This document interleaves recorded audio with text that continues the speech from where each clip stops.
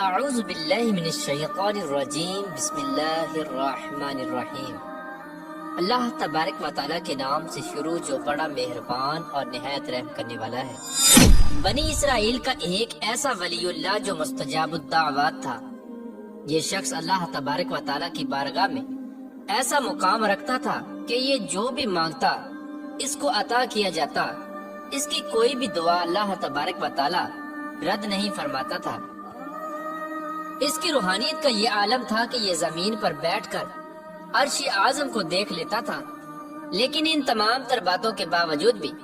اللہ تبارک و تعالیٰ کے اس ولی کو قرآن پاک میں کتا کیوں کہا گیا، اور اس شخص نے کون سا ایسا گناہ کیا تھا جس کی وجہ سے اس کی زبان لٹک کر اس کے سینے پر آ گئی، اور اس ولی اللہ نے حضرت موسیٰ علیہ السلام کے بارے میں بد دعا کیوں کی، اور اس شخص نے حضرت موسیٰ علیہ السلام کے جنگی لشکر میں برہنہ عورتوں کو چھوڑنے کا کیوں کہا، اور یہ شخص ایک ولی اللہ سے کافر کیسے بنا، اور پھر اس کا عبرت ناک انجام کیا ہوا۔ پیارے دوستو، آج کے اس ویڈیو میں یہ عبرت ناک واقعہ آپ کے ساتھ شیئر کریں گے، جس کو سن کر آپ کی روح بھی کانپ جائے گی اور آپ بھی اللہ تبارک و تعالیٰ کی خفیہ تدبیر سے پناہ مانگنے لگ جائیں گے۔ پیارے دوستو، حضرت موسیٰ علیہ السلام کے دور میں ایک شخص تھا جس کا نام بلعام بن باورہ تھا۔ یہ شخص اپنے دور کا بہت بڑا عالم اور عابد و زاہد تھا۔ اس شخص کے پاس اللہ تبارک و تعالیٰ کی اسم ذات یعنی اسم اعظم کا بھی علم تھا۔ اس کی روحانیت کا یہ مقام تھا کہ یہ زمین پر بیٹھا ہوا عرش اعظم کو دیکھ لیتا تھا، اور اللہ تبارک و تعالیٰ کی اس پر یہ خاص کرم نوازی تھی کہ اس کی کوئی بھی دعا رد نہ ہوتی۔ یہ اللہ تبارک و تعالیٰ کی بارگاہ میں جو بھی مانگتا اس کو عطا کر دیا جاتا۔ روایات میں آتا ہے کہ اس شخص کے شاگردوں کی تعداد بہت زیادہ تھی، اور مشہور یہ تھا کہ اس کی درسگاہ میں بیٹھنے والے طالب علموں کی دعوتیں 12,000 تھیں۔ پیارے دوستو، بلعام بن باورہ قوم جبارین میں سے تھا۔ پیارے دوستو، اس شخص کی بربادی کا پس منظر کچھ یوں ہے۔ جب حضرت موسیٰ علیہ السلام قوم جبارین سے جہاد کرنے کے لیے بنی اسرائیل کے ساتھ لشکر کو لے کر روانہ ہوئے تو بلعام بن باورہ کی قوم اس کے پاس گھبرائی ہوئی آئی اور کہنے لگی کہ حضرت موسیٰ علیہ السلام بہت ہی بڑا اور نہایت ہی طاقتور لشکر لے کر آ رہے ہیں اور ہمارے علاقے پر حملہ کرنا چاہتے ہیں، اور حضرت موسیٰ علیہ السلام یہ چاہتے ہیں کہ ہم لوگوں کو ہماری زمینوں سے نکال کر یہ زمینیں اپنی قوم بنی اسرائیل کو دے دیں۔ اس لیے آپ حضرت موسیٰ علیہ السلام کے لیے ایسی بد دعا کریں کہ حضرت موسیٰ علیہ السلام شکست کھا کر واپس بھاگ جائیں۔ اس وقت لوگوں نے بلعام بن باورہ سے کہا کہ چونکہ آپ مستجاب الدعوات ہیں، آپ کی کوئی بھی دعا رد نہیں ہوتی، لہٰذا آپ حضرت موسیٰ علیہ السلام کے خلاف بد دعا کریں۔ لوگوں کی یہ بات سن کر بلعام بن باورہ کانپ اٹھا اور کہنے لگا کہ تمہارا برا ہو، خدا کی پناہ،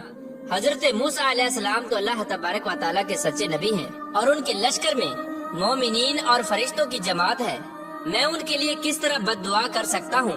لیکن اس کے باوجود بھی اس کی قوم اس کے سامنے رونے لگی اور گر گڑانے لگی۔ اپنی قوم کی یہ حالت دیکھ کر بلعام بن باورہ نے اپنی قوم سے کہا کہ میں استخارہ کر لیتا ہوں، اگر مجھے اجازت مل گئی تو میں حضرت موسیٰ علیہ السلام کے خلاف بد دعا کروں گا، اور اگر مجھے اجازت نہ ملی تو میں ایسا ہرگز نہیں کروں گا۔ چنانچہ بلعام بن باورہ نے استخارہ کیا تو استخارے میں بلعام بن باورہ کو بد دعا کرنے کی اجازت نہ ملی۔ اس طرح اجازت نہ ملنے پر بلعام بن باورہ نے اپنی قوم کو صاف صاف جواب دے دیا کہ اگر میں بد دعا کروں گا تو میری دنیا اور آخرت دونوں برباد ہو جائیں گی۔ اس طرح بلعام بن باورہ کی بات سن کر لوگ مایوس ہو گئے اور ایک دوسرے سے کہنے لگے کہ اگر حضرت موسیٰ علیہ السلام نے ہمارے علاقے پر حملہ کر دیا تو ہمارا سب کچھ چلا جائے گا۔ چنانچہ انہوں نے بلعام بن باورہ کو راضی کرنے کے لیے بہت سارا مال و دولت اکٹھا کیا اور بہت سارے بیش قیمت تحفے اس ولی کی خدمت میں پیش کیے، اور قوم کے تمام لوگوں نے اس بات پر اصرار کیا کہ آپ حضرت موسیٰ علیہ السلام کے خلاف بد دعا کریں۔ چنانچہ اس وقت بلعام بن باورہ اتنا مال و دولت دیکھ کر ہرس میں آ گیا اور لالچ کا بھوت اس پر سوار ہو گیا، اور وہ اس بات پر راضی ہو گیا کہ وہ حضرت موسیٰ علیہ السلام کے خلاف بد دعا کرے گا۔ چنانچہ اس طرح وہ شخص مال کی ہوس میں مبتلا ہو کر اپنی گدی پر سوار ہو کر حضرت موسیٰ علیہ السلام کے خلاف بد دعا کرنے کے لیے نکل پڑا۔ اس دوران رستے کے اندر بار بار اس کی گدی ٹھہر جاتی اور منہ موڑ کر بھاگنا شروع کر دیتے، مگر یہ اس کو مار مار کر آگے بڑھاتا جاتا، یہاں تک کہ گدھی کو اللہ تبارک و تعالی نے بولنے کی طاقت عطا فرمائی۔ اس نے کہا کہ اے بلعم بن باورا، تجھ پر افسوس ہے، تو کہاں اور کدھر جا رہا ہے؟ دیکھ میرے آگے فرشتے ہیں جو میرا راستہ روکتے ہیں اور میرا منہ موڑ کر مجھے پیچھے دھکیلتے ہیں۔ اے بلعم بن باورا، تیرا برا ہو، کیا تو اللہ تبارک و تعالیٰ کے سچے نبی اور مومنین کے لیے بد دعا کرے گا؟ چنانچہ گدھی کی یہ بات سن کر بھی بلعم بن باورا کو ہوش نہ آیا، اور وہ اسی طرح دولت کے لالچ میں حضرت موسیٰ علیہ السلام کے خلاف بد دعا کرنے کے لیے آگے بڑھتا رہا، یہاں تک کہ یہ شخص حسبان نامی پہاڑ پر چڑھ گیا اور بلندی پر کھڑا ہو کر حضرت موسیٰ علیہ السلام کے لشکر کو دیکھنے لگا۔ چنانچہ اس وقت بلعم بن باورا نے مال و دولت کے لالچ میں آ کر حضرت موسیٰ علیہ السلام کے لیے بد دعا کرنا شروع کر دی، لیکن اللہ تبارک و تعالیٰ کی قدرت سے ایسا ہوا کہ وہ شخص حضرت موسیٰ علیہ السلام کے لیے بد دعا کرتا، مگر اس کی زبان پر اس کی قوم کے لیے بد دعا جاری ہو جاتی۔ یہ منظر دیکھ کر اس کی قوم حیران و پریشان ہو گئی اور کئی مرتبہ اس کو ٹوکا اور کہا کہ اے بلعم بن باورا، تو الٹی دعا مانگ رہا ہے، تو ہماری قوم کے لیے ہی بد دعا کر رہا ہے۔ تو اس وقت بلعم بن باورا نے کہا کہ اے میری قوم، میں کیا کروں؟ میں بولتا کچھ اور ہوں اور میری زبان سے کچھ اور نکلتا ہے۔ اسی دوران اس شخص پر اللہ تبارک و تعالیٰ کا دردناک عذاب نازل ہوا اور اس کی زبان لٹک کر اس کے سینے پر آ گئی۔ اس وقت بلعم بن باورا نے کہا کہ اے میری قوم، کہ ہائے افسوس، میری دنیا اور آخرت دونوں برباد ہو گئی، میرا ایمان جاتا رہا اور میں اللہ تبارک و تعالیٰ کے دردناک عذاب کے اندر مبتلا ہو گیا، اب میری کوئی دعا قبول نہیں ہوگی۔ اللہ تبارک و تعالیٰ کے اس دردناک عذاب کے باوجود بھی اس کے دل سے مال و دولت کا لالچ نہ نکلا۔ چنانچہ اس وقت بلعم بن باورا اپنے لوگوں سے کہنے لگا کہ میں تم لوگوں کو ایسا کام بتاتا ہوں جس کے کرنے سے تم حضرت موسیٰ علیہ السلام کے لشکر کو شکست دے سکتے ہو۔ بلعم بن باورا نے اپنی قوم کے لوگوں سے کہا کہ تم لوگ ہزاروں خوبصورت لڑکیوں کو زیب و زینت سے آراستہ کرو اور زیورات پہنا کر حضرت موسیٰ علیہ السلام کے لشکر میں بھیج دو۔ اگر حضرت موسیٰ علیہ السلام کے لشکر میں سے ایک آدمی بھی زنا کے اندر مبتلا ہو گیا تو حضرت موسیٰ علیہ السلام کا لشکر ضرور شکست کھائے گا۔ چنانچہ اس طرح بلعم بن باورا کی قوم نے اس کے بتائے ہوئے مکر و فریب کا جال بچھانا شروع کیا اور بہت ساری خوبصورت لڑکیوں کو تیار کر کے حضرت موسیٰ علیہ السلام کے لشکر میں بھیج دیا، یہاں تک کہ بنی اسرائیل کا ایک رئیس لڑکا ایک خوبصورت لڑکی کے حسن و جمال پر فریفتہ ہو گیا۔ اس لڑکے نے ایک لڑکی کو اپنی گود میں اٹھایا اور حضرت موسیٰ علیہ السلام کی بارگاہ میں حاضر ہوا اور حضرت موسیٰ علیہ السلام سے پوچھنے لگا، اے اللہ تبارک و تعالیٰ کے نبی، یہ عورت میرے لیے حلال ہے یا حرام؟ تو حضرت موسیٰ علیہ السلام نے ارشاد فرمایا کہ خبردار، یہ تیرے لیے حرام ہے،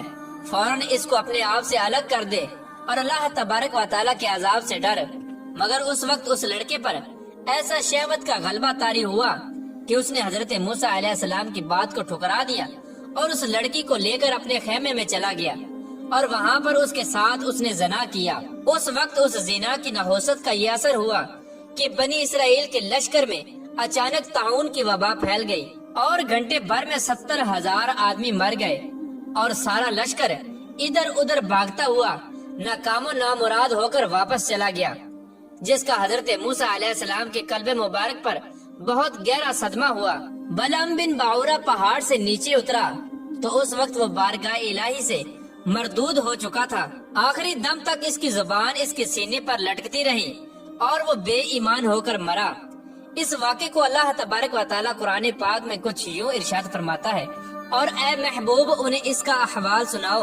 جسے ہم نے آیتیں دی تو وہ ان سے صاف نکل گیا، تو شیطان اس کے پیچھے لگا تو وہ گمراہوں میں سے ہو گیا، اور ہم چاہتے تو آیتوں کے سبب اسے اٹھا لیتے،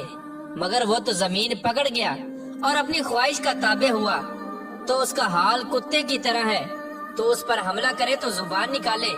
اور چھوڑ دے تو زبان نکالے۔ یہ حال ہے ان کا جنہوں نے ہماری آیتوں کو جھٹلایا۔ پھر دوستو، روایات میں آتا ہے کہ بعض انبیاء کرام نے اللہ تبارک و تعالیٰ کی بارگاہ میں عرض کی، یا رب العالمین، تو نے بلعم بن باورا کو اتنی نعمتیں عطا فرمائی، اس کے باوجود بھی اس کو ذلت میں کیوں گرا دیا؟ تو اللہ تبارک و تعالیٰ نے ارشاد فرمایا کہ بلعام بن باورا نے میری نعمتوں کا کبھی شکر ادا نہیں کیا، اگر یہ میری نعمتوں کا شکر ادا کرتا تو میں اس کو دونوں جہان میں اس طرح ذلیل و رسوا نہ کرتا۔ پیارے دوستو، اس واقعے سے معلوم ہوا کہ جو بھی اللہ تبارک و تعالیٰ کے نبی کا گستاخ ہو اور جس کے دل میں اللہ تبارک و تعالیٰ کے نبی کا ادب اور محبت نہ ہو، چاہے وہ کتنا ہی پرہیزگار اور متقی کیوں نہ ہو، وہ ہمیشہ بدبخت ہی رہتا ہے۔ اور اس واقعے سے یہ بھی معلوم ہوا کہ ہمیشہ اللہ تبارک و تعالیٰ کی خفیہ تدبیر سے ڈرتے رہنا چاہیے اور ہمیشہ اللہ تبارک و تعالیٰ کے حضور عاجزی اور انکساری کے ساتھ زندگی گزارنی چاہیے اور اللہ تبارک و تعالیٰ کی تمام نعمتوں کا سچے دل سے شکر ادا کرنا چاہیے۔